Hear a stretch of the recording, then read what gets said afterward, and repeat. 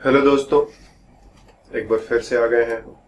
पिछले क्लास में हम लोगों ने कुछ फंक्शनल ग्रुप्स के एसिडिक स्ट्रेंथ के ऊपर काम किया था। आज के क्लास में फिर से एसिडिक स्ट्रेंथ की बात होगी, लेकिन हम लोग सिर्फ और सिर्फ एक ही फंक्शनल ग्रुप पर नजर रखेंगे और वो फंक्शनल ग्रुप है कार्बोक्सिलिक एसिड। ये कार्बोक्सिलिक एसिड में ये जो कार्बन चेन है ये कई तरह का हो सकता है और फिर इस कार्बन चेन के साथ भी तरह तरह के ग्रुप्स जोड़े जा सकते हैं और ऐसा करने पर कार्बोक्सिलिक एसिड की एसिडिक स्ट्रेंथ पर क्या असर पड़ेगा वो हम लोगों को समझना है। तो शुरुआत हम लोग जो है इन दो कार्बोक्सिलिक एसिड्स के साथ करेंगे। यहाँ पर हाइड्रोजन अगर लगा देते हैं तो ये सबसे छोटा पॉसिबल कार्बोक्सिलिक एसिड होता है। कॉमन नेम में इसे फॉर्मिक एसिड कहते हैं। IUPAC नाम लिखना चाहे तो मिथेनोइक एसिड कहोगे। इसी तरह से यहां पर एक एल्किल ग्रुप लगा हुआ है, मिथाइल ग्रुप। कॉमन नेम में इसे एसिटिक एसिड कहते हैं। IUPAC नाम लिखना चाहो तो इथेनोइक एसिड कहोगे। इन दोनों के एसिडिक स्ट्रेंथ का कंपैरिजन करना है, ये स्ट्रॉन्गर एसिड या वो स्ट्रॉन्गर एसिड। तो देखो, जो मेथड पिछले क्लास में हम लोग अप्लाई कर रहे थे फिर से उसी मेथड को अप्लाई करेंगे। हम लोग कॉन्जुगेट बेस बनाएंगे और कॉन्जुगेट बेस की स्टेबिलिटी का कंपैरिजन करेंगे। तो यहां से हाइड्रोजन आयन हटा दो, H+ जब यहां से निकल जाएगा तो मेरे को मिलेगा CO पर माइनस, और यहां से भी उसी तरह से H+ हटा दो तो अब मेरे को जो मिलेगा वो है ये एनायन। तो एसिटिक एसिड से एसिटेट आयन कह सकते हो इसे, और फॉर्मिक एसिड से मिला है तो फॉर्मेट आयन। ये एसिड, ये उसका कॉन्जुगेट बेस, ये एसिड और ये उसका कॉन्जुगेट बेस। कॉन्जुगेट बेस जितना स्टेबल होता है एसिड उतना स्ट्रांग होता है। हम लोगों ने पिछले क्लास में यही सीखा था, बस उसी को अप्लाई कर दो। दोनों की स्टेबिलिटी का कंपैरिजन करो, दोनों में अंतर क्या है। यहाँ हाइड्रोजन है और यहाँ मिथाइल है। मिथाइल किस तरह का ग्रुप होता है, इलेक्ट्रॉन डोनेटिंग या इलेक्ट्रॉन विड्रॉइंग। तो मिथाइल ग्रुप जो है वो है electron donating group, electron donate करेगा बाय इंडक्टिव इफेक्ट।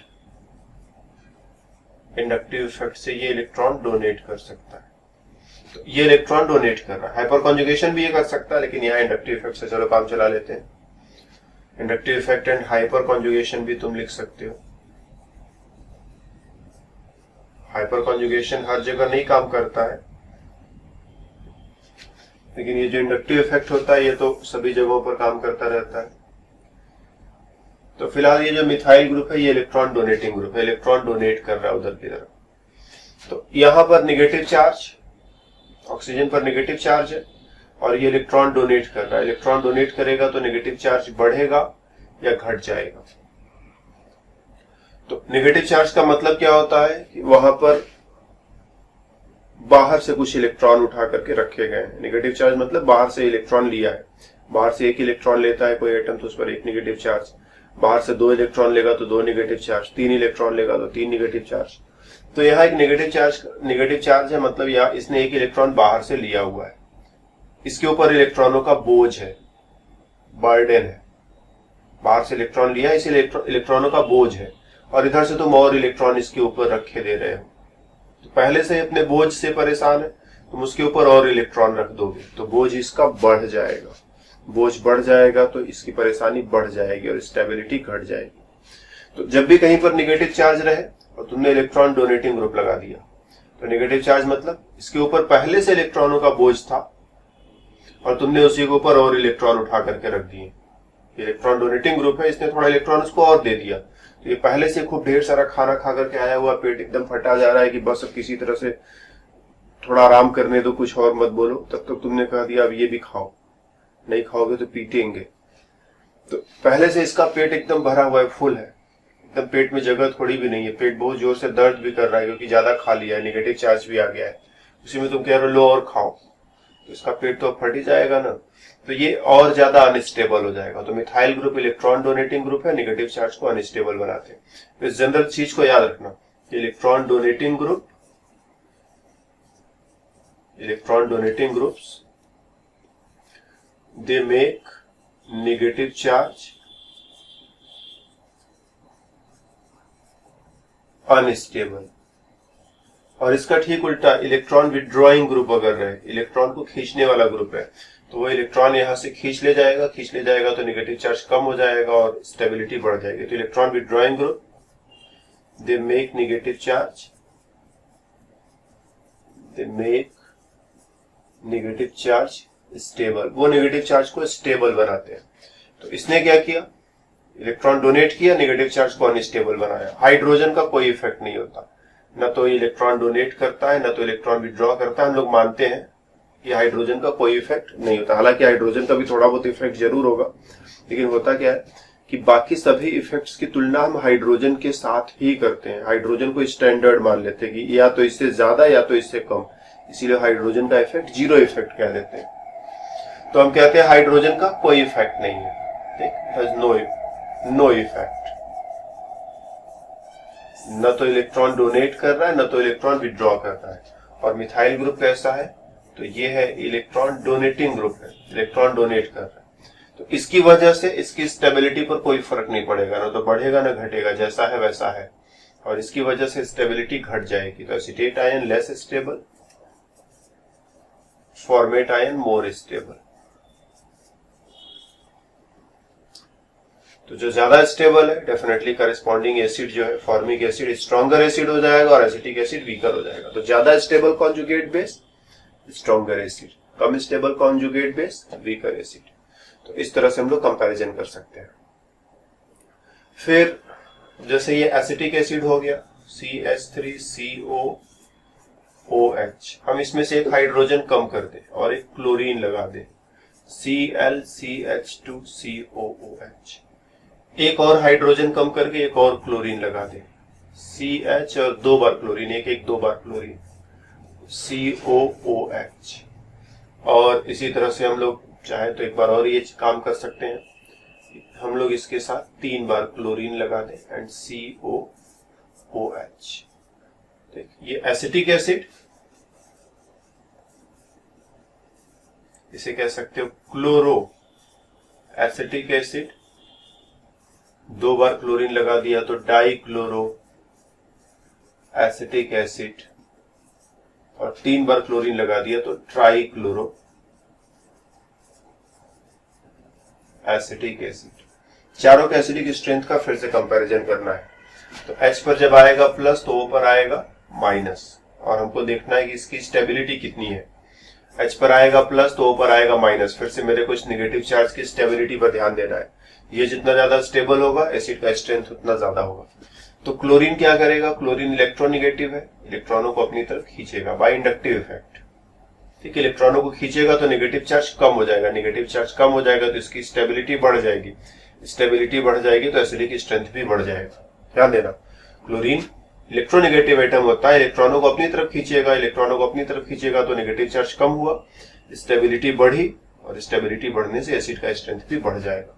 यहाँ पर 2 बार क्लोरीन लगा है, 2 बार इलेक्ट्रॉन खींचेगा, एक बार ये एक बार ये, दोनों मिलकर के इलेक्ट्रॉन खींचेंगे, दोनों मिलकर के इलेक्ट्रॉन खींचेंगे। तो यहाँ पर जो नेगेटिव चार्ज आएगा, ये नेगेटिव चार्ज और भी ज्यादा स्टेबल हो जाएगा। ये जितना ज्यादा स्टेबल होता जाएगा एसिड उतना ज्यादा स्ट्रांग होता चला जाएगा। एंड सेम ये यहाँ पर ऑक्सीजन पर नेगेटिव चार्ज, और तीनों क्लोरीन इलेक्ट्रॉनों को खींच रहे हैं, और इलेक्ट्रॉनों को खींच रहे हैं तो नेगेटिव चार्ज की स्टेबिलिटी और बढ़ जाएगी।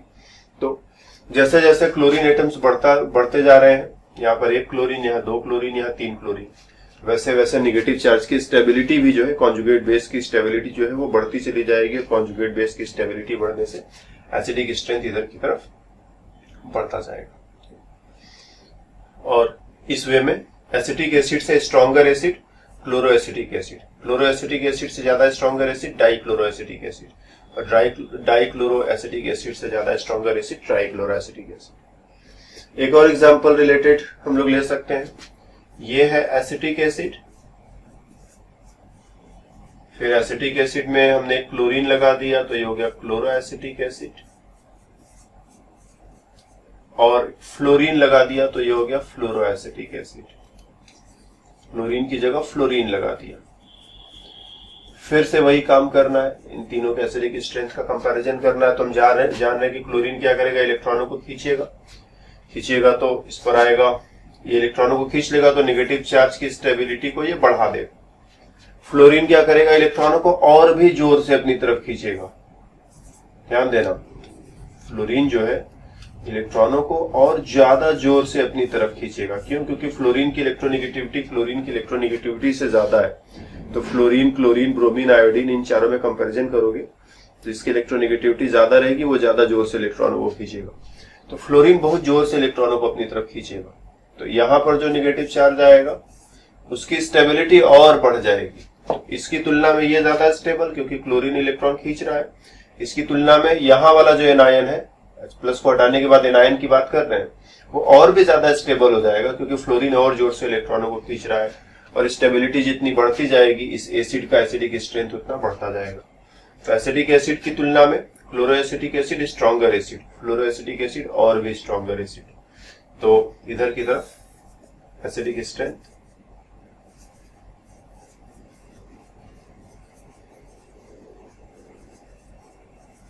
इंक्रीज कर रहा है। और इसी में एक और एग्जांपल, सपोज ये है कार्बोक्सिलिक एसिड, हमने यहां पर लगा दिया एक क्लोरीन, फिर कार्बोक्सिलिक एसिड, यहां पर लगा दिया क्लोरीन, और फिर से कार्बोक्सिलिक एसिड वही वाला कुछ है, और फिर से हमने लगा दिया क्लोरीन। इसमें क्लोरीन ये 1 2 3 4 5 6 दूसरे पोजीशन पर लगाया, इसमें तीसरे पोजीशन पर, इसमें चौथे पोजीशन पर। एसिड का स्ट्रेंथ मेरे को चेक करना है कि इन तीनों का एसिडिक स्ट्रेंथ कैसे चेंज होगा। ये स्ट्रॉन्गर एसिड, ये स्ट्रॉन्गर एसिड, या ये सबसे स्ट्रॉन्गर एसिड, कमजोर कौन स्ट्रॉन्ग कौन, वही फिर से खोजना है। तो देखो H पर आएगा प्लस और ऑक्सीजन पर आएगा माइनस, H पर प्लस, ऑक्सीजन पर माइनस, H पर प्लस, ऑक्सीजन पर माइनस। H को हटा करके सोचे तो ये है कॉन्जुगेट बेस, इसकी स्टेबिलिटी डिसाइड करती है कि स्ट्रॉन्गर एसिड या वीकर एसिड। तो यहाँ क्लोरीन पास में है, यहाँ क्लोरीन दूर में है, यहाँ क्लोरीन और भी दूर में है। ध्यान देना, इंडक्टिव इफेक्ट दूरी के साथ साथ कम होता जाता है। हम लोगों ने इंडक्टिव इफेक्ट क्लास में पढ़ा था, जैसे ये कार्बन चेन चल रहा है और कार्बन चेन के साथ तुमने क्लोरीन जोड़ दिया, तो क्लोरीन क्या करता है, इलेक्ट्रॉनों को अपनी तरफ खींचता है, इस पर डेल्टा माइनस, इस पर डेल्टा प्लस। फिर ये पीछे वाले एटम का इलेक्ट्रॉन अपनी तरफ खींचता है, इस पर 2 बार डेल्टा लगा दो, 2 बार डेल्टा मतलब और छोटा हो गया। फिर ये पीछे वाले का इलेक्ट्रॉन खींचेगा, इस पर 3 बार डेल्टा लगा दो, ये और छोटा हो गया। तो जैसे जैसे दूरी बढ़ती है इंडक्टिव इफेक्ट कम होता जाता है। क्लोरीन का इफेक्ट यहाँ ज्यादा है, यहाँ कम है, यहाँ और कम है। तो वही चीज यहाँ पर भी, इसमें क्लोरीन पास में है, असर ज्यादा होगा, क्लोरीन दूर में है, उसका असर कम होगा। क्लोरीन और दूर हो गया, असर और भी ज्यादा कम हो जाएगा, और भी कम हो जाएगा। तो जैसे जैसे क्लोरीन दूर चलता चला जाएगा इसकी स्टेबिलिटी कम होती जाएगी, क्लोरीन जितना पास रहेगा स्टेबिलिटी बढ़ती जाएगी। तो इन तीनों में जब तुम देखोगे तो पास में है ज्यादा नेगेटिव चार्ज को ज्यादा स्टेबल बनाएगा, दूर में है नेगेटिव चार्ज को कम स्टेबल बनाएगा, और दूर में है नेगेटिव चार्ज को और भी कम स्टेबल बनाएगा। तो एसिडिक स्ट्रेंथ यहां पर नीचे की तरफ इस डायरेक्शन में डिक्रीज कर रहा है। क्यों? क्योंकि ये सबसे ज्यादा स्टेबल कॉन्जुगेट बेस देगा। तो इस वे में जरूरत पड़ने पर ऐसे क्वेश्चंस भी सॉल्व करो। और चलते चलते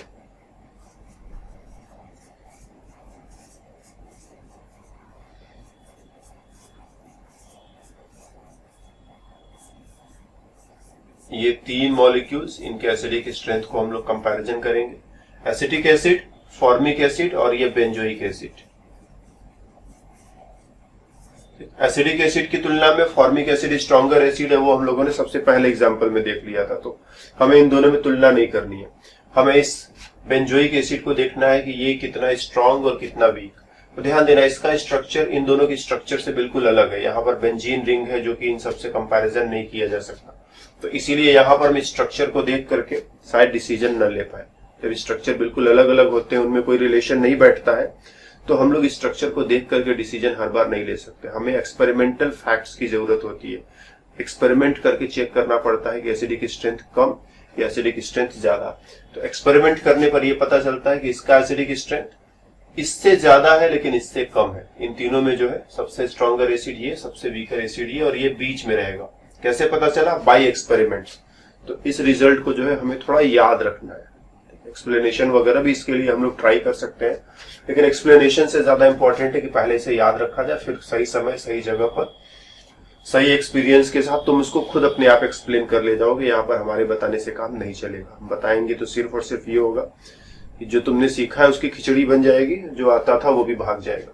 तो इसको तुम थोड़ा ध्यान रखोगे कि बेंजोइक एसिड का एसिडिक स्ट्रेंथ इन दोनों के बीच में होता है, एंड दैट्स ऑल। तो इस क्लास में हम लोगों ने क्या किया, हमने कार्बोक्सिलिक एसिड फंक्शनल ग्रुप के साथ तरह तरह का carbon chain, chlorine, fluorine, bromine, ये सब लगा लगा करके हमने ये समझने की कोशिश की एसिडिक स्ट्रेंथ कब ज्यादा रहेगा कब कम रहेगा। तो इस क्लास में हमारी तरफ से इतना ही। फिर मिलेंगे दूसरे क्लास में, तो बातें और भी होंगी। तब तक के लिए बाय बाय।